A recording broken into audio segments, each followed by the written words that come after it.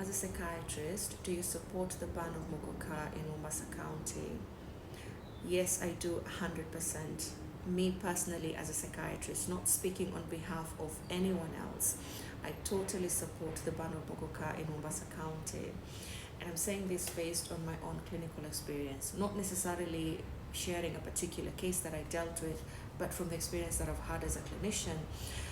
Let's say a person has been using HUT for a while and they use the same amount every time, and so maybe they do it on the weekend, on Friday or Saturday.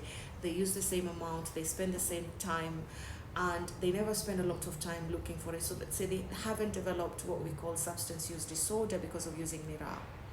But then one day or one week they didn't have money, and the alternative presented to them is Muguka, and so they go and try Muguka. And it scares them because the effect is very instantaneous, very immediate, and it's very strong and very intense. And so they start finding themselves perhaps experiencing hallucinations, symptoms of psychosis, which is now what we call a psychiatric complication from using the drug.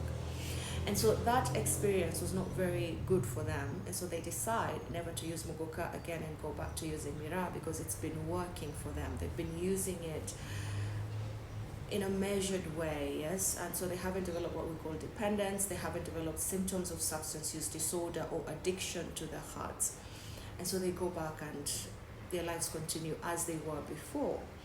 So the thing about Muguka, and I see different articles written on the news such that some are saying that Muguka is worse than cannabis or the effects of cannabis.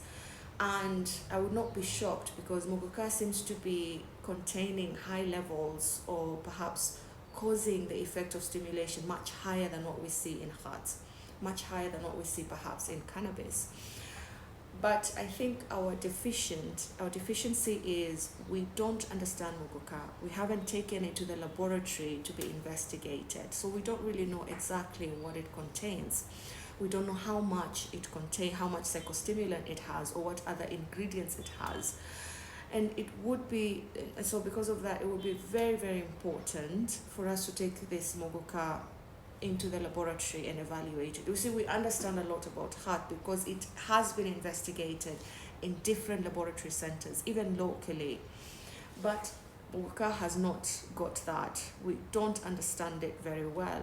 But because of the effects that we've seen that are very immediate and change the way that the brain works, they change the way a person feels, the way a person thinks, the way a person behaves, I think those instant effects that are negative and cause problems in a person's life and even in the relationships that they're in would warrant us being very cautious in allowing Muguka to be used in Mombasa County or in any other county. So me personally, I do support the ban of Muguka in Mombasa County.